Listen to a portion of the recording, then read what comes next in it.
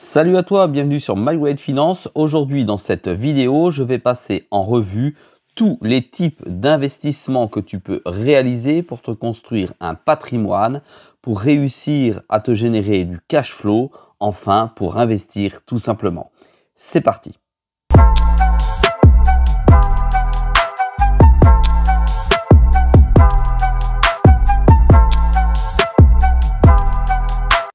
Sois le bienvenu dans cette vidéo. Je te rappelle qu'ici, il n'y a pas de conseil en investissement. Je te montre ce que je fais et comment je le fais.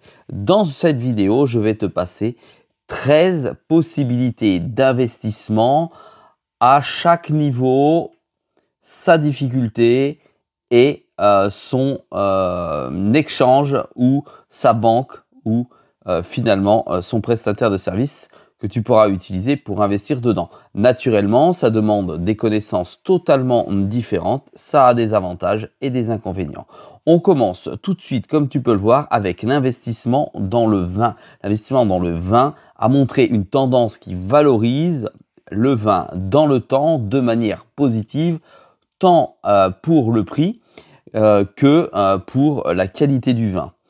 Ça te permet quoi? Ça te permet une diversification de tes investissements et donc de diversifier ton portefeuille, et ça va te permettre de réduire finalement le risque qui est lié à d'autres actifs puisque tu auras cette diversification. En plus de ça, ça te permet tout simplement, si tu aimes le vin, d'avoir investi dans un produit du terroir pour lequel tu as une motivation particulière. Le type d'investissement dans le vin est accessible. Il existe sur Internet plusieurs sites Internet qui te permettent d'acheter le vin et de garder le vin. Tu as donc deux possibilités. Soit tu le mets en garde chez un prestataire, soit tu le mets en garde chez toi si tu as une cave, soit réfrigérée, soit une cave naturelle. Néanmoins, attention, il faut être professionnel pour garder le vin chez soi, et toute traçabilité est toujours le bienvenu lors de la revente de celui-ci. Je t'invite donc à faire tes propres recherches.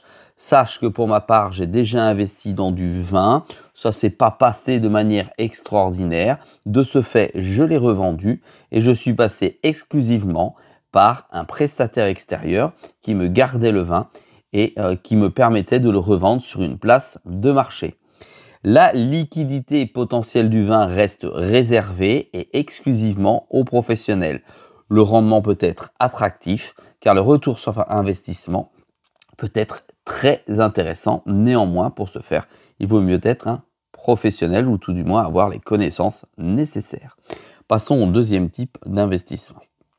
L'investissement dans les voitures de collection, ça prend généralement de la valeur avec le temps, souvent plus rapidement que d'autres investissements d'ailleurs. On peut prendre l'exemple d'une 4L, l'exemple d'une 2 chevaux, l'exemple d'une 205 qui ont pris de la valeur avec le temps. Pour autant, en fonction de l'âge que tu as pu rouler avec, et tu sais très bien que à l'époque, à la fin, quand tu l'as revendu de manière d'occasion ou quand tu l'as acheté de manière d'occasion, ça valait strictement rien.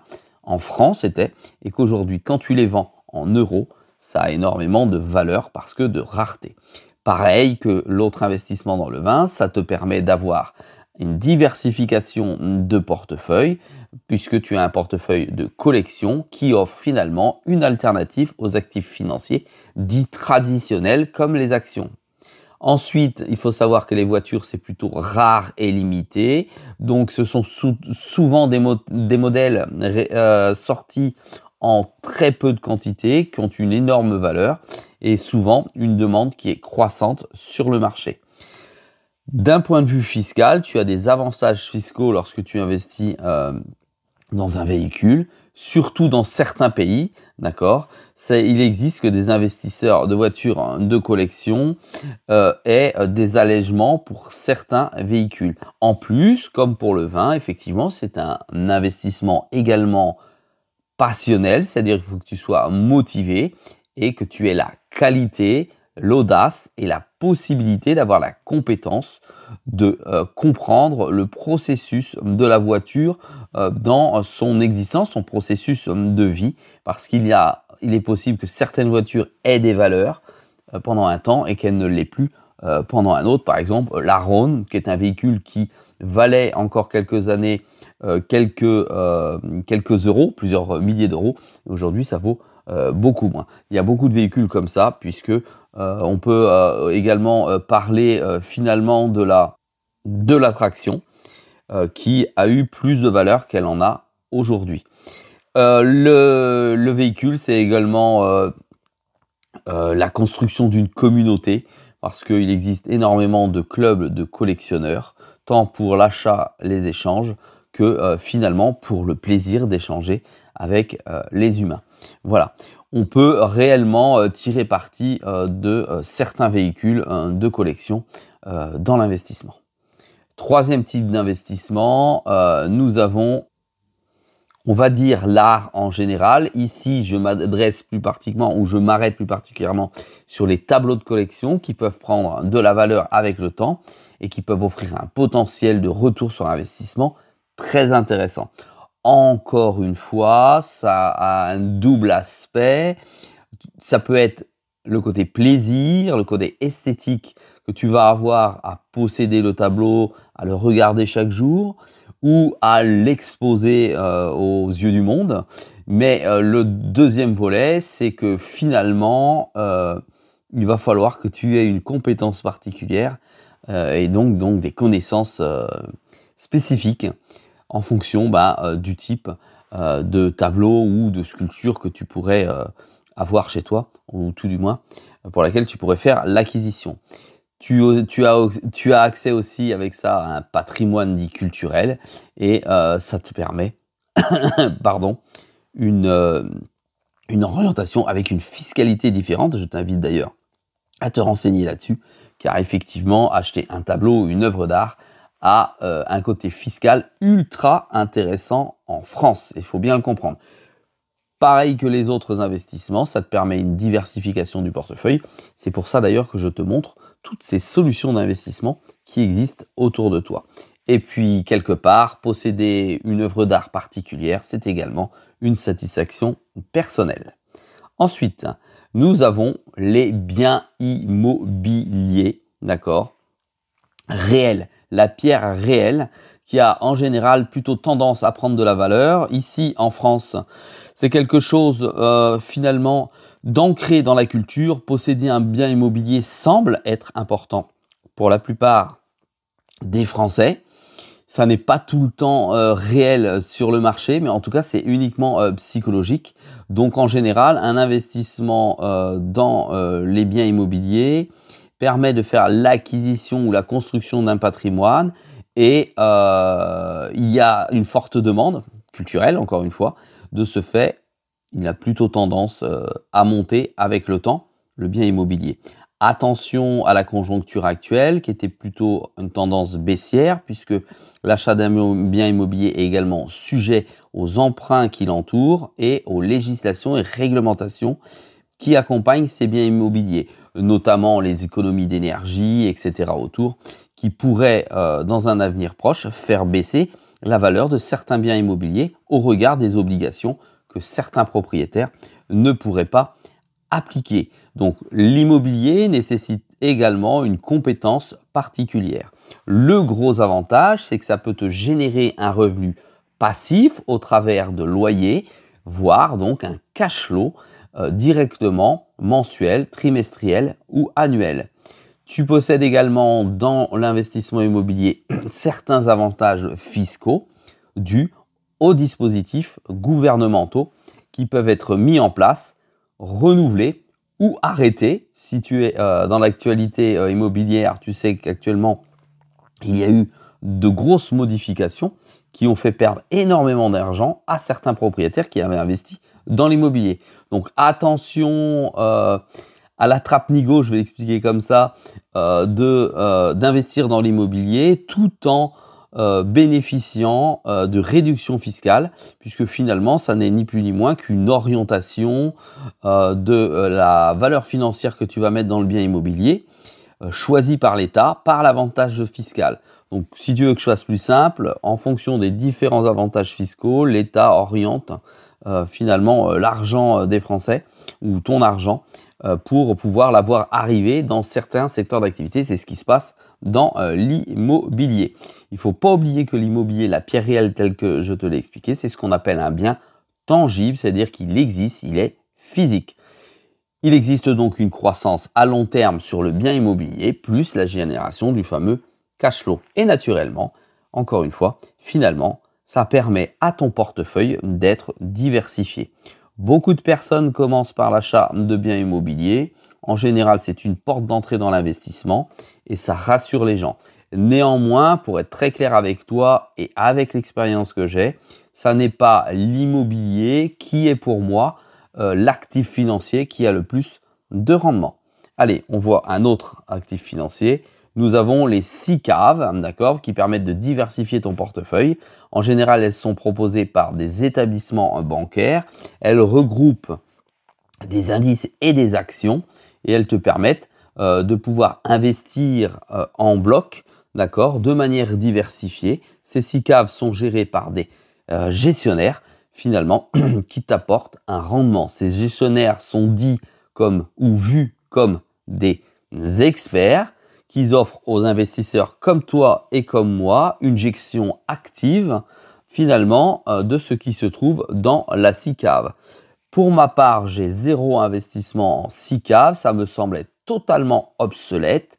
Et en général, les gérants de ces SICAV et de ce qu'on va voir après, les fonds communs de placement, sont absolument en retard sur le marché et génèrent finalement des intérêts bien en deçà qu'un simple SP500. La SICAV reste néanmoins accessible pour toi. Tu peux directement contacter ton banquier et obtenir directement une proposition de certaines listes de SICAV. Quand je dis banquier, il s'agit bien de banque et non de fintech ou de société qui te permet uniquement de déposer ton argent et de l'utiliser avec une carte de paiement. La SICAV est en général facile à acheter et possède beaucoup de liquidités. Ça veut dire que tu peux en sortir assez rapidement. La SICAV est également un outil ou un actif financier sécurisé parce qu'il est entre des mains professionnelles et expertes que sont celles des banquiers, je souris naturellement en disant ça, celles des banquiers ou celles de spécialistes, puisque ce sont en général des sociétés de gestion qui sont derrière. D'un point de vue rendement, pour moi, c'est bof, bof, bof, c'est pas terrible. C'est de l'investissement dit de père de famille avec un véhicule qui est l'actif financier que tu vas acheter, qui est en général pas terrible sur le marché en termes de rendement. Voilà, tout simplement. Allez, ensuite, nous avons les FCP, c'est grosso modo la même chose, ça va te permettre la diversification, tu peux le laisser gérer par des professionnels, c'est une gestion professionnelle, tu as également une liquidité, c'est abordable puisque tu as des FCP à, je sais pas, 100 euros, 50 euros ou 1000 euros, ça va dépendre de la valeur du FCP. FCP, ça veut dire fonds commun de placement. Donc, ça veut dire qu'en fait, c'est une multitude de particuliers comme toi et moi qui ont investi dans une enveloppe qu'est le FCP. Et ça nous permet finalement de faire l'acquisition de plusieurs types d'actions ou d'indices qui peuvent s'y trouver avec des stratégies particulières.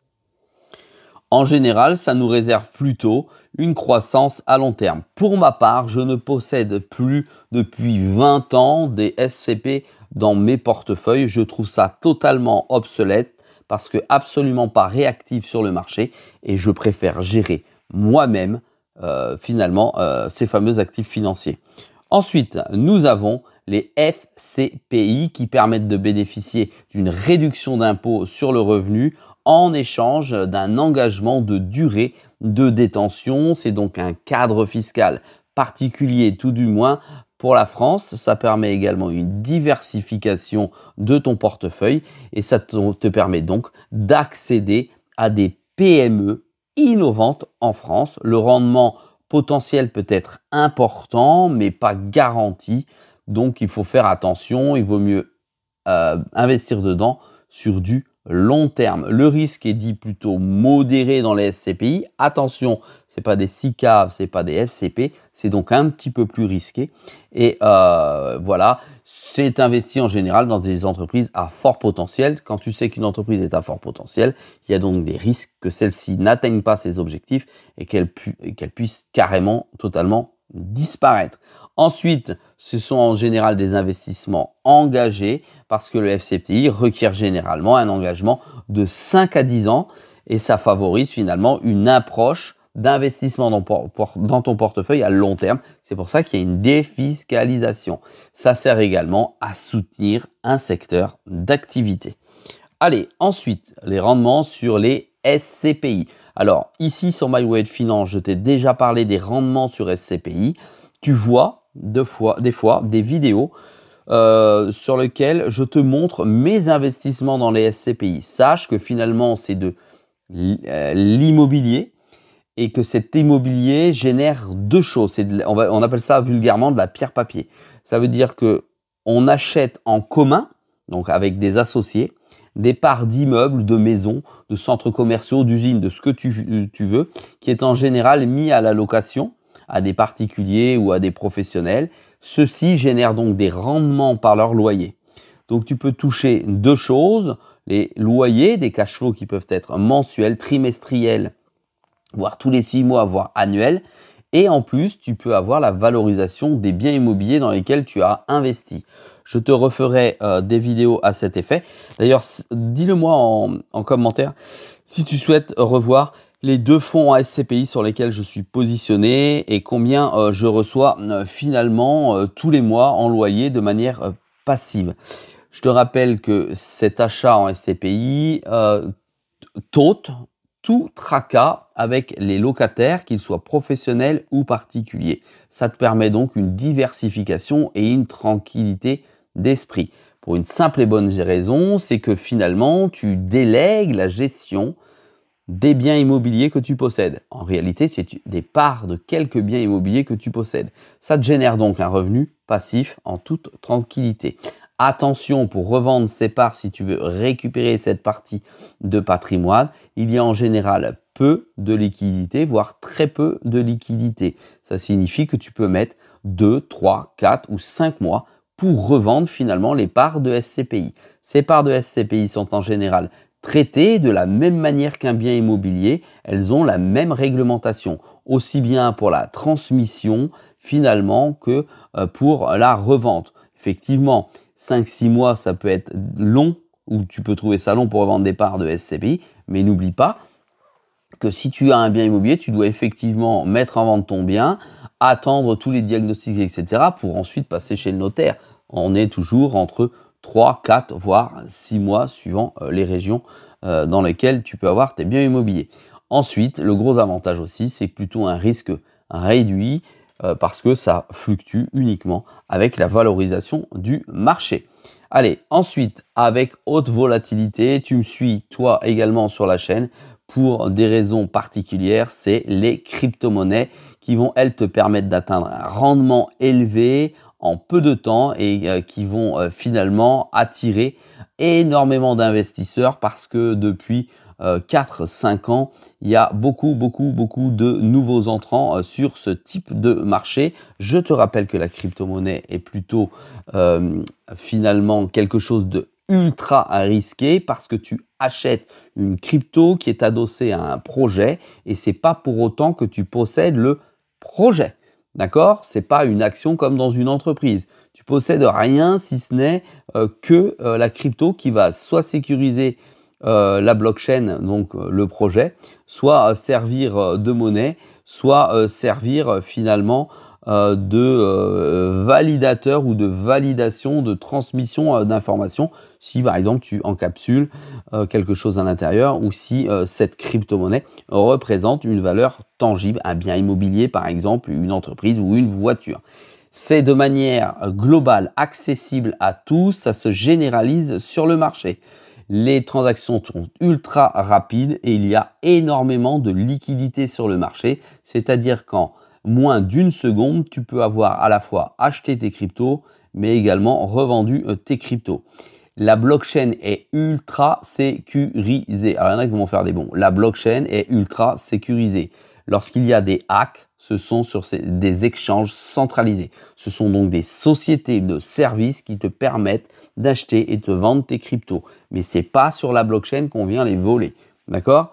Ça te permet également une diversification parce qu'aujourd'hui, en crypto-monnaie, vous pouvez ou tu peux investir sur tout type d'actifs, que ce soit de l'immobilier, que ce soit de la logistique, que ce soit des actions en elles-mêmes.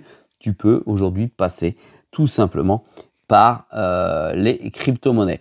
Et n'oublie pas que c'est aussi un clin d'œil et un signe à l'innovation. Ensuite, nous avons également les devises.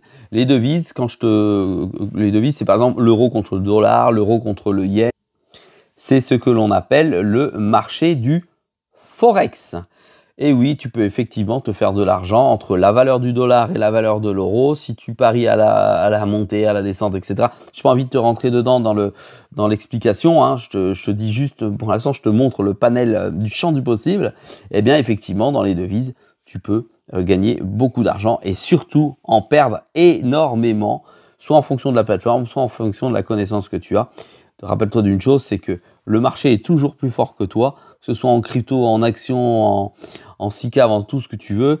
Dès lors que tu fais des opérations d'achat et de revente de type trading, que ce soit court, long ou moyen terme, eh bien, ça reste ultra risqué. Donc, la devise est quand même quelque chose de très risqué. Il y a néanmoins énormément de liquidités et si tu es très bon, ça peut finalement te générer un rendement ultra intéressant. Allez, et nous avons naturellement, en dernier recours, nous avons les actions finalement classiques, d'accord, que tu peux acheter directement en bourse. Tu as pareil un double potentiel de gain. La valeur de l'action peut augmenter, tu peux gagner de l'argent et les bénéfices que l'entreprise dégage tous les 6 mois ou chaque fin d'année peut te permettre de gagner de l'argent. Lorsque tu investis sur des actions, tu peux investir sur tout type de marché, que ce soit énergétique, économie d'énergie, l'automobile, l'industrie, la technologie, la blockchain, l'immobilier. Ça peut passer au travers des actions. C'est comme si on avait à classer les différents actifs sur lesquels tu peux investir et tu te rends compte que finalement les actions sont un petit peu plus lentes finalement que la devise et la devise est un petit peu plus lente que la crypto-monnaie, etc. etc. D'accord? Voilà, tu peux donc te générer un revenu passif et ça va te permettre facilement de diversifier ton portefeuille. Et il y a de la liquidité dessus puisque tu cliques, hop, c'est parti. C'est ouvert du lundi au vendredi et voilà, et t'es tranquille le week-end.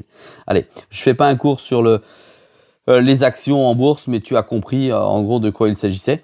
D'ailleurs, tu as vu que sur certaines de mes vidéos, j'investissais également sur les actions. Allez, dernier élément, c'est le vrai dernier, ce sont les ETF. Les ETF, ce sont finalement des enveloppes qui vont te permettre d'acheter soit un secteur d'activité, soit des indices. L'ETF représente ce secteur d'activité ou ces indices. Sauf que, par exemple, si on prend le CAC 40, les 40 plus grosses capitalisations boursières en France, eh bien finalement, ça te coûterait, j'ai dit n'importe quoi là tout de suite maintenant, 7 000 €. Sauf que là, tu peux avoir un ETF adossé au CAC 40 pour 40 € ou 30 €. Tu vois, c'est beaucoup plus simple d'investir dans l'ETF et celui-ci va refléter finalement la valorisation du CAC 40, aussi bien sur la valeur que sur la distribution des éventuels bénéfices. Les ETF sont ultra liquides et c'est ultra prisé, c'est-à-dire qu'il y a beaucoup de monde qui achète des ETF. Le gros intérêt aussi, c'est que c'est à frais réduits lorsque tu achètes un ETF et lorsque tu revends un ETF. D'un point de vue fiscal, ça se gère comme une action. Si tu le glisses dans une enveloppe fiscale particulière, ça peut amoindrir ta fiscalité. Si tu l'utilises sur un compte titre ordinaire, eh bien, tu as la même fiscalité qu'une action, c'est-à-dire aujourd'hui la flat tax, qui pourrait, qui est à 30% aujourd'hui, mais qui pourrait passer, quand tu regarderas la vidéo, peut-être elle sera à 33% ou à 32% ou à 35%. Je ne sais pas répondre à cette question. Voilà de manière générale ce que je voulais te dire dans cette vidéo, qui est plutôt une vidéo éducative, pour te rappeler que finalement les investissements, ça n'est pas que la crypto, ça n'est pas que les actions, ça n'est pas que les ETF, il y a une grosse diversification. De plus, je ne t'ai pas donné toutes les orientations finalement d'investissement. On a le cross-funding, on a tout ça encore que l'on peut traiter. Je t'ai montré un panel de 13 ou 14 investissements différents que tu peux étudier pour construire ton propre portefeuille. Attention, la diversification est importante, mais trop de diversification dilue également tes rendements. À toi de trouver ta stratégie, à toi de mettre en place ton plan d'investissement. D'ailleurs, si tu as quelques questions à poser ou sur ce que je viens de te montrer, n'hésite pas à le faire dans la case commentaire en deçà de la vidéo. Je te remercie naturellement de m'encourager avec un petit pouce bleu. Et je te rappelle que sur My Way de Finance, c'est une vidéo tous les jours à 6 h du matin. Salut à toi!